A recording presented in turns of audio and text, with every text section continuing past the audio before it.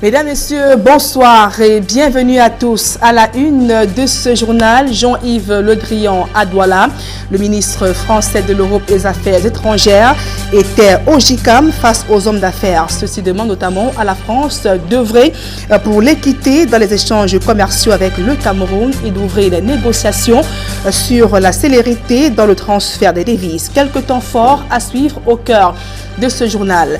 Peur sur la ville de Koutaba, dans le département du Noun, une centaine de familles menacées de voir la maison emportée par un éboulement de terrain. Ces familles ont perdu le sommeil depuis des jours. Voilà pour le sommaire.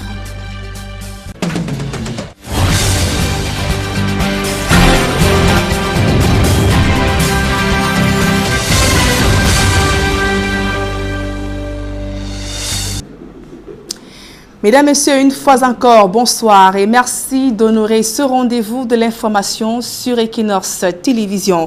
À quand la fin des travaux de construction de la route Mengon-Saint-Mélima? Ce projet lancé depuis 2012 piétine à un taux de réalisation d'à peine 50%. La défaillance de la première entreprise adjudicataire ainsi que la sous-évaluation des biens impactés non-paiement plombent le projet qui relie pourtant la route Villa et Dja et Lobo. D'autres précisions dans ce reportage de Rodrigue Ngassi et de Marcelin Gansop. Ici, le carrefour Mofo, nous sommes à une voie 2 km du centre-ville de Saint-Mélima. C'est ici le point de départ de cette route qui va donc relier Saint-Mélima, chef-lieu du département du Dja et Lobo, à Mengon, dans le département de la Villa. 74 km abitumés. Lancé en 2012. La construction de la route Mengon-Saint-Mélima a pris un premier plomb dans l'aile avec la défaillance de l'entreprise italienne Galdiano, ce qui a entraîné un arrêt de travaux pendant 10 mois. La résiliation du contrat étant actée, l'entreprise Arab Contractor est entrée en scène et s'active depuis 4 ans à poursuivre tant bien que mal les travaux. Des travaux exécutés au jour d'aujourd'hui à hauteur de 50%, une évolution non négligeable par rapport aux 16% de 2016. Certaines populations savourent déjà les premiers kilomètres bitumés, notamment au village Meyo-Essé, non loin de la ville de Saint-Mélima. L'initiative de notre route est tellement bonne et nous apprécions cela parce que maintenant on ne marche pas sur la terre. Maintenant nous sommes déjà au goudron. On sait que quand la route passe, qu'est-ce qui passe encore? Ce n'est que le développement. Nous sommes tellement fiers de cette route, puisque j'ai déjà fait 16 ans de mariage dans ce village. Je fais le pouce de bois ici, les vivres, pour aller vendre au marché. Donc c'était vraiment pénible avant ce développement, mais maintenant nous marchons déjà à l'aise. Mais à l'image des autres projets routiers exécutés au Cameroun, la route Mengon-Saint-Mélima n'a pas échappé au sempiternel problème des indemnisations. Plusieurs victimes d'expropriation attendent toujours de passer à la caisse et ont à maintes fois bloqué les travaux pour exprimer leur ras-le-bol. Il y a encore vraiment des requêtes en cours. Parce que vous pouvez remarquer le long de la route, il y a des endroits où la route n'est pas goudronnée, qu'on retrouve encore la terre ferme. Donc, ces lieux-là, on peut citer Akak, Nkolongba, Eminenvom, encore même plus devant. Il y a encore des endroits où les gens revendiquent encore des indemnisations. Sans compter que les victimes dénoncent pêle-mêle la sous-évaluation de leurs biens. Dans mes deux maisons, là, on trouve que c'est à 3 millions. Celle-ci, c'est peut-être à 4 millions.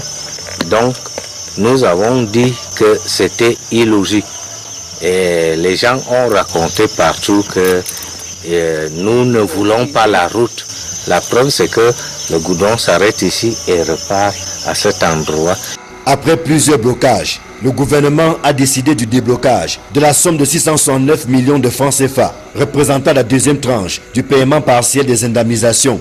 La commission régionale qui s'en charge annonce pour bientôt le début des paiements au profit des bénéficiaires.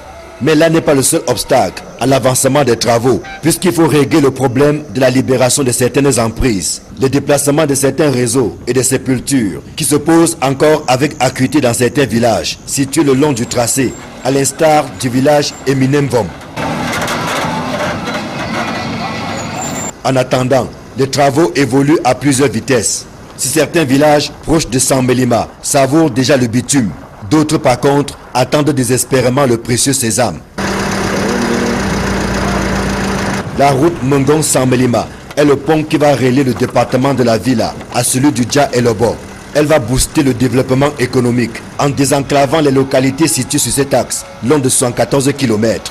Le bitumage de cette route est une promesse faite par le président de la République à l'ouverture du comice agropastoral d'Ebolova en 2011. 7 ans après, l'on attend toujours la fin des travaux.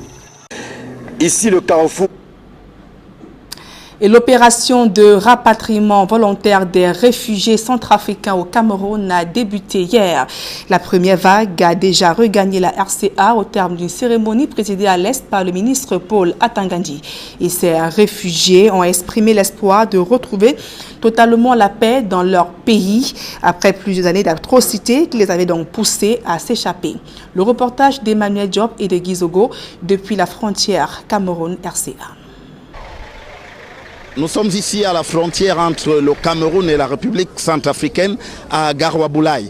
Et c'est le lieu où les réfugiés centrafricains rapatriés volontaires vont regagner leur pays à la suite d'une démarche effectuée par le HCR. C'est une question délicate qui a souvent d'ailleurs provoqué un certain nombre d'étincelles entre le HCR et les autorités camerounaises. Mais toutes les précautions ont été prises, indique-t-on, pour que ces réfugiés centrafricains soient des volontaires, ceux qui ont manifesté effectivement l'intérêt pour rentrer chez eux après quelques années passées au Cameroun suite aux différentes crises que la République centrafricaine a connues au plan sécuritaire. Nous insistons sur le mot rapatriement volontaire parce qu'il est question de respecter les conventions internationales. Le 29 juin 2019, le gouvernement de la RCA, du Cameroun et le HCR ont signé l'accord tripartite pour le rapatriement librement consenti des réfugiés centrafricains. Cet accord est le cadre légal qui définit les responsabilités des parties prenantes tout en montrant la volonté des États à rapatrier les réfugiés centrafricains conformément aux normes internationales de protection.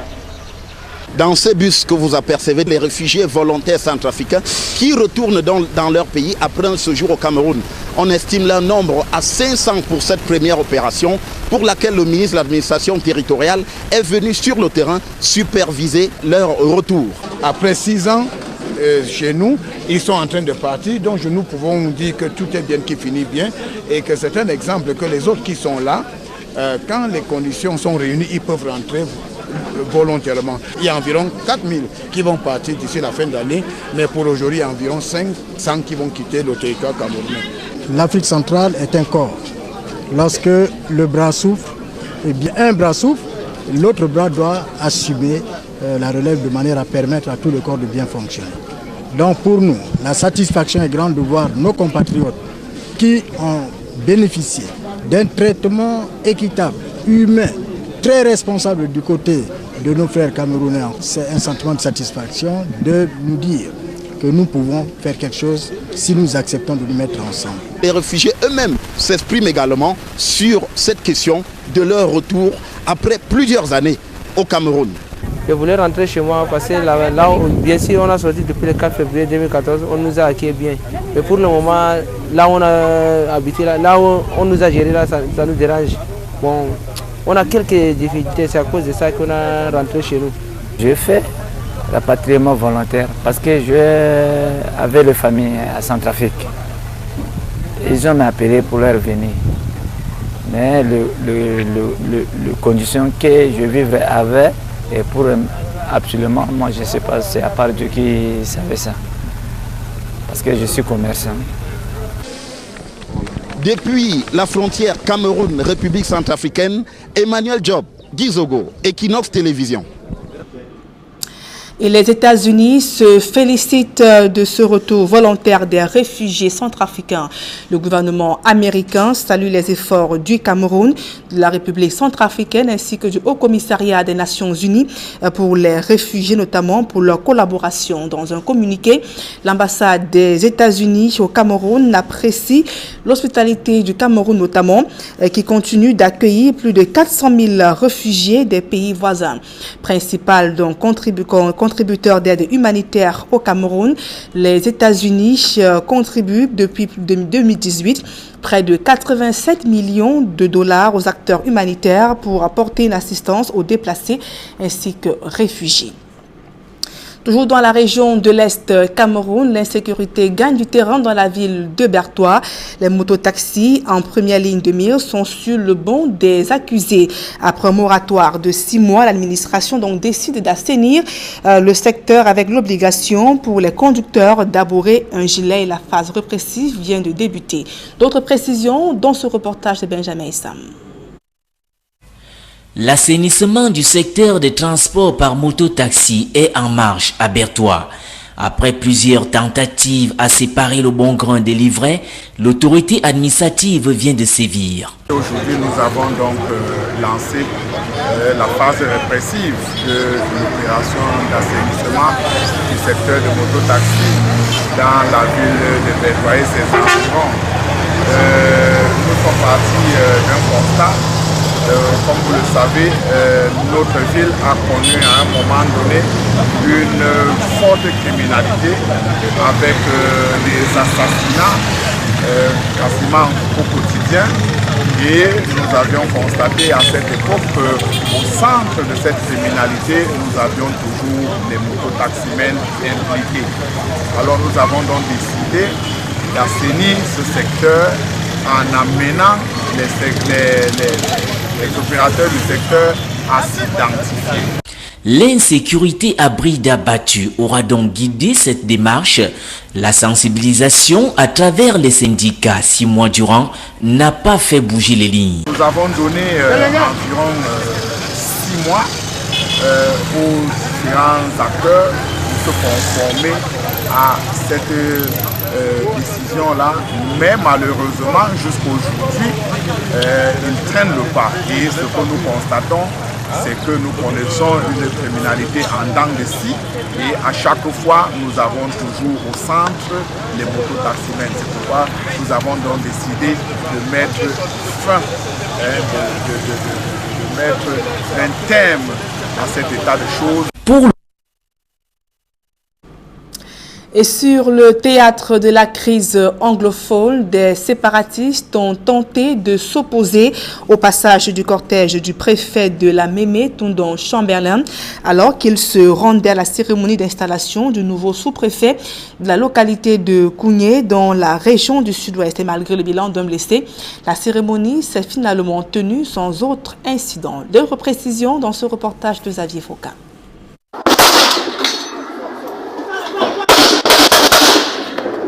C'est une scène digne d'un film d'action qui se déroule dans la localité de Ngolobolo ce jeudi, un village de l'arrondissement de Kougné dans le département de la Mémé. Nous sommes dans la région du sud-ouest Cameroun. Une bataille oppose les combattants séparatistes et les militaires, alors que le préfet de la Mémé, Tundon Chamberlain, s'en va présider la cérémonie d'installation du nouveau sous-préfet de Kougné. En dehors de ces impacts de balles sur ce véhicule, le combat fait un blessé, le chauffeur du préfet, le nommé Tamba. Malgré l'attaque des séparatistes, la cérémonie d'installation du nouveau sous-préfet de Kougné, Atta Moses Ndep, s'est déroulée sans perturbation ni heurts. Ce dernier a pour mission essentielle le retour de la paix, le maintien de l'ordre dans la localité, afin que les activités économiques et la vie reprennent leur cours normaux dans l'arrondissement de Kougné. Et toujours dans le chaudron de la crise anglophone, le délégué du gouvernement auprès de la communauté urbaine de Bamenda prêche le vivre ensemble. Vincent Tindumbu a lancé dans l'appel au cours de la cérémonie d'installation du nouveau préfet de la Mézam. Il a également saisi l'occasion pour condamner les assassinats par décapitation qui ont pignon sur rue dans la région du nord-ouest Cameroun. Le reportage de Xavier Foucault et Stellambo. Les invités, les autorités administratives et des éléments de force et de sécurité venus assister à la place des fêtes de Bamenda, à la cérémonie d'installation de Mont Emery Simon, tout nouveau préfet du département de la Mézam dans le nord-ouest, ont vécu une scène inhabituelle. Au nom de la paix, Vincent Djindoumou, délégué du gouvernement auprès de la communauté urbaine de Bamenda, s'agenouille et interpelle les uns et les autres.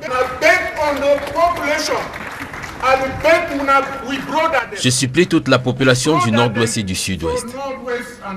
Ces tueries entre frères, ces souffrances. Les enfants ne vont pas à l'école. Nous avons brûlé des maisons. Quelles que soient les causes de nos frustrations, pensons à nous en tant qu'êtres humains. Au lendemain du grand dialogue national, au moins 5 cas d'exactions odieuses ont été commis dans le nord-ouest. La gardienne de prison Florence Ayafor, décapitée à Pini, décapité lui aussi, et comme Polycarpe Abba, l'un des généraux ambazoniens repentis à Oum, ont suivi 2 membres du comité de vigilance à Bamenda après leur apparition dans une interview à la télévision nationale. Le dernier cas en date, c'est celui d'un des éléments de la police, lui aussi décapité. Autant de cas utilisés par Vincent Dindoumou pour faire passer son message.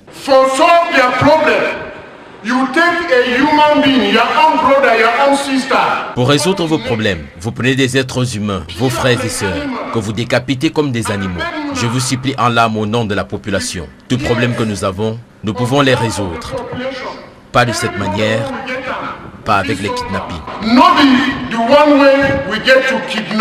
Sachant que presque toutes les activités sont au point mort dans la localité, le retour à la paix dans le département de la Mézam est donc le principal objectif auquel devra s'atteler le nouveau chef de terre de la Mézam, installé dans ses nouvelles fonctions par le gouverneur Adolphe Lélé Lafrique. Un retour à la paix qui devra permettre aux populations de reprendre avec leurs activités quotidiennes normales. Et dans le département du Onkam, région de l'Ouest Cameroun, la cérémonie d'installation du nouveau préfet a été l'occasion de régler les comptes. Le maire de Bafang, Pierre Kwemo, s'est ouvertement pris au préfet sortant qu'il accuse d'oppression et exaction envers les populations, une attitude fortement décriée par les autorités administratives présentes. D'autres précisions dans ce reportage de Andy Nganyou et de Kediara. C'est une cérémonie survoltée qu'a connue la population du département du Onkam au cours de l'installation de son préfet. Durant cette cérémonie, Pierre Kwemo, le maire de la ville de Bafang, fera parler de lui en dénonçant avec intransigeance et au nom des populations les exactions commises par le préfet sortant. Monsieur le gouverneur, en 2017, les populations se sont soulagées avec l'arrivée du prophète qui nous quitte ce jour. Aujourd'hui, ces mêmes populations souffrent un grand soulagement. Avec le départ de nos prophètes, à cause des atrocités, abus de pouvoir, exactions, intrigues, blocage de toutes sortes de sa part. Nous sommes fatigués de dénoncer les actes et le comportement de nos prophètes pendant leur séjour et à leur départ. L'homme politique va faire le lien entre ces nominations de préfets et la volonté manifeste du gouvernement de contrôler politiquement les régions. Dans l'imagerie populaire, la récente nomination de préfet a pour soubassement la mainmise sur les prochaines élections au profit d'un certain parti politique. Autrement dit, ces préfets sont en mission commandée. En tout état de cause, il va présenter ses hommages au préfet entrant, l'invitant à avoir un comportement sain pour une excellente collaboration avec ses administrés. Les populations du Onkam accueillent le nouveau préfet à bras ouverts, avec joie et espoir. S'il vient vers l'homme du Onkam avec l'art de la paix en main, il va lui donner le art. Ce discours du président de l'Union des mouvements socialistes, l'UMS, va faire des émules au sein de l'auditoire et dans l'opinion, suscitant à chaque fois des cris de la foule.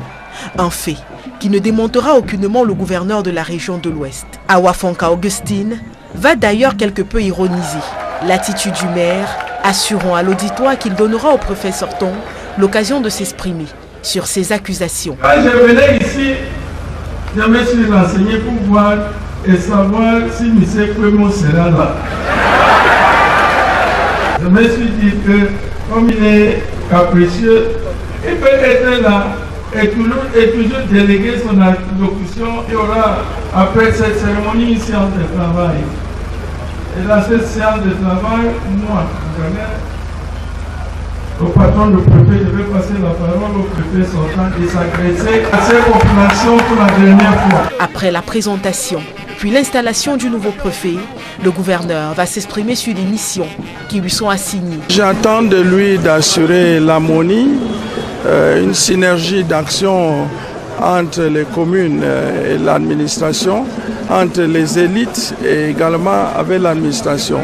Bien sûr, il y a ce phénomène de culture de la consommation de cannabis par les populations qui doit mettre un terme à cela. Le nouveau préfet, Ndongo Luc, remplace à ce poste son prédécesseur, Mamoudou. Appelé à d'autres fonctions. Avant le département du Okam, il a exercé au sein du département de la Vina, dans l'Adamawa. Il est marié et père de 5 enfants. Et je vous le disais en titre, le patronat camerounais invite la France à la refondation du partenariat économique avec le monde des affaires au Cameroun. Le président du JICAM l'a fait savoir ce jour à Jean-Yves Le Drian lors de sa visite à Douala. Le ministre français de l'Europe et des Affaires étrangères a également effectué une visite sur le nouveau pont sur le Vouri, fruit de la coopération entre le Cameroun et la France. Le reportage d'Innocent Abega et de Sylvestre Hippolyte Zangao.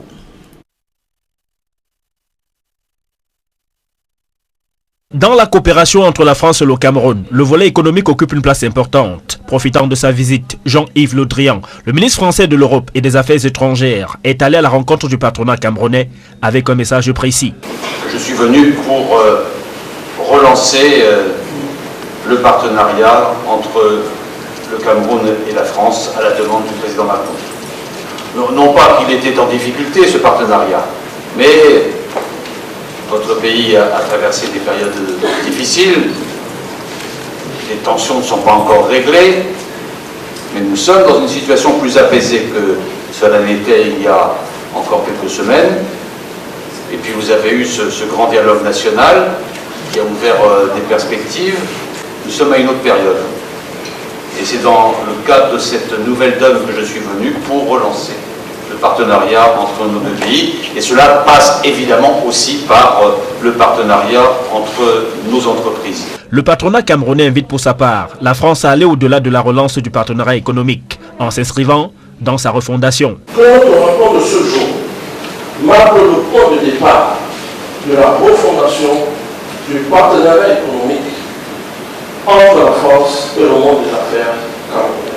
Il s'agit de redéfinir cette relation dans le sens d'un partenariat renouvelé, responsable, équilibré, ouvert et fécond, dans lequel l'entreprise et le secteur privé sont placés au cœur de la stratégie de développement. En guise de réponse, Jean-Yves Le Drian insiste sur le fait de croire à un meilleur partenariat. Je sais qu'il existe aujourd'hui beaucoup de contraintes qui peuvent être des freins à la croissance, beaucoup de contraintes dont la pression fiscale qui pèse sur les entreprises, les nôtres et les vôtres. Nous avons aussi la nécessité de faire en sorte que les incertitudes puissent se lever, parce qu'il n'y a rien de plus inquiétant et de plus traumatisant pour les chefs d'entreprise que l'illisibilité du futur. Avant d'arriver au JICAM, le ministre français de l'Europe et des Affaires étrangères a effectué une visite des infrastructures de la pénétrante ouest de Douala, fruit de la coopération entre la France et le Cameroun. L'ouvrage principal visitait le nouveau pont sur le Vouri, avec toutes ses composantes. Jean-Yves Le Drian a saisi l'occasion pour vanter les mérites des entreprises françaises qui ont réalisé les travaux, non sans faire allusion à la concurrence. Ce qui m'a le plus marqué, c'est la qualité du partenariat industriel, certes avec un groupement d'entreprises françaises autour de ce Atom, mais aussi avec des entreprises camerounaises. Ce qui montre d'abord que dans le domaine des infrastructures, les entreprises françaises savent tenir leur rang. Je sais qu'il y a d'autres compétiteurs dans ce domaine-là, et que parfois on a parfois tendance à oublier que la France a des qualités industrielles et entrepreneuriales dans ce domaine-là aussi depuis longtemps. Et que ce n'est pas obligatoirement l'apanage d'entreprises plus lointaines.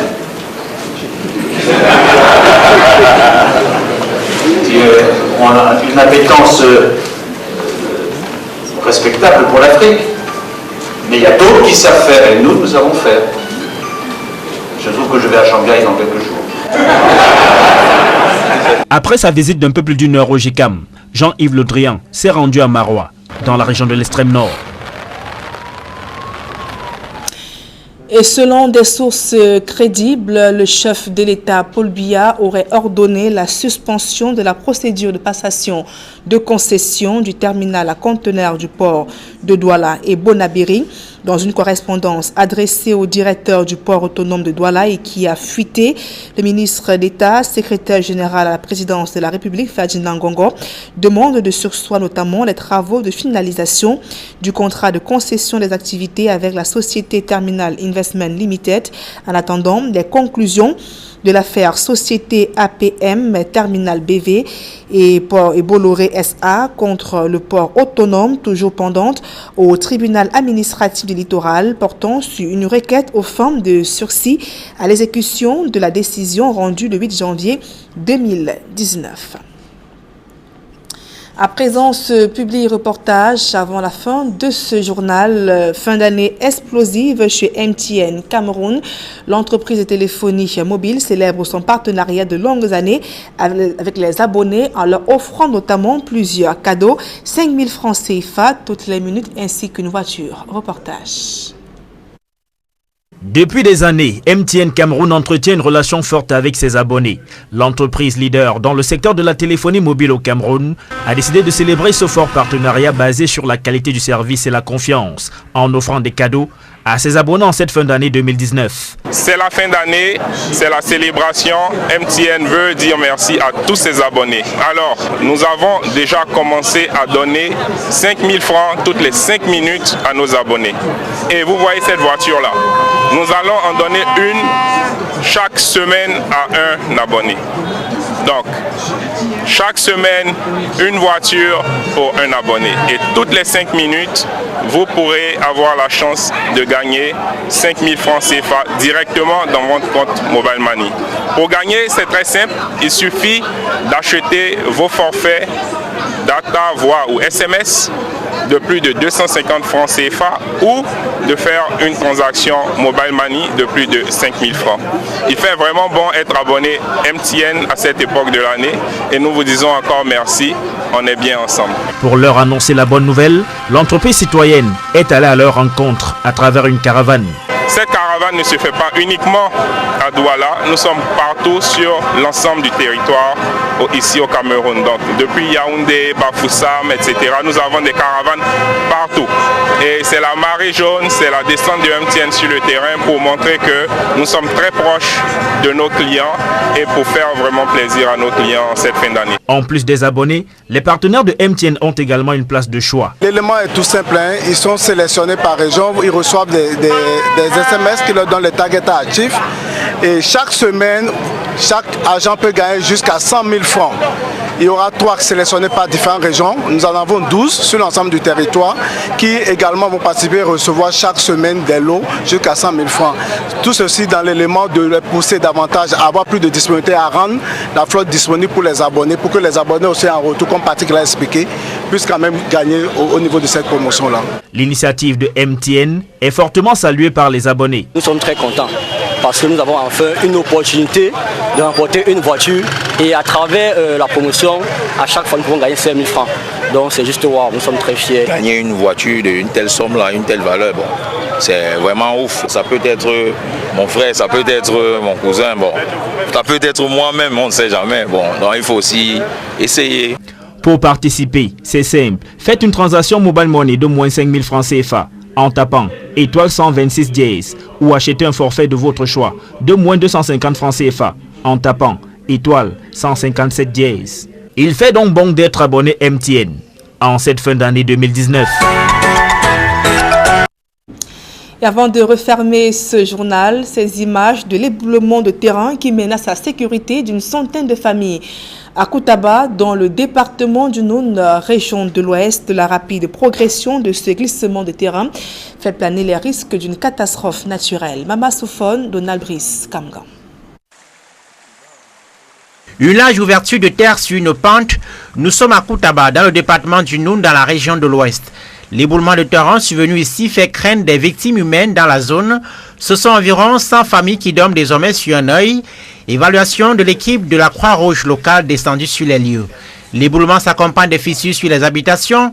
Une église initialement située ici a déjà été engloutie par la terre. La maison que vous voyez derrière moi, et il y a eu tremblement de terre quand il y a eu des éboulements et ça a coupé une partie et la partie est tombée.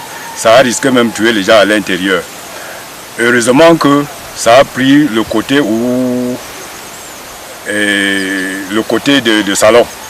Ça n'a pas pris le côté de la chambre, c'était dans la nuit. La première mesure d'urgence, c'est le départ de tous les habitants situés dans le périmètre du danger. Beaucoup de gens doivent déguerpir les lieux parce que nous avions visité les lieux avec vous ensemble et vous avez vu que jusqu'à preuve de contraire, plus d'une centaine de familles sont menacées. Le maire de Koutaba appelle à la compréhension des populations situées dans la zone à risque et à une descente sur le terrain de toutes les autorités afin de maturer les projets qui vont être soumis aux autorités compétentes pour approbation et pour des demandes d'aide.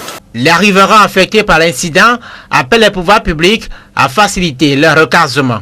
Je suis une veuve. Je n'ai même pas encore perçu la pension de mon mari. Quand on me dit de déménager là pour aller ailleurs, je ne connais où aller.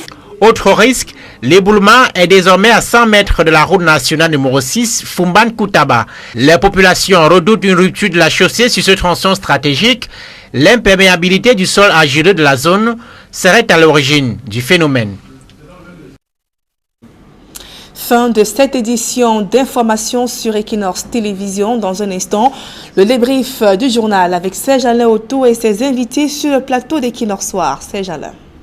Nadine Yambour, deux stops pour marquer cette deuxième partie Equinox Soir. Nous irons d'abord à Bamenda où le délégué du gouvernement auprès de la communauté urbaine de Bamenda a ravi la vedette là-bas en se mettant à genoux lors de la cérémonie d'installation du nouveau préfet de la Mézam. Ensuite, nous irons à l'est où nous avons vu Gizogo et le technicien qui l'accompagnait. Cette campagne de départ rapatriement volontaire des réfugiés centrafricains.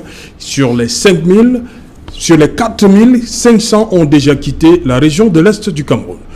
Voilà, c'est tout donc pour Equinox Soir, deuxième partie. Bonne soirée à vous Nadine Yambou. Bonne soirée à vous Serge Alain Otto ainsi qu'à vos invités. Rendez-vous demain 20h. Exactement. Madame, monsieur, dans un instant la suite.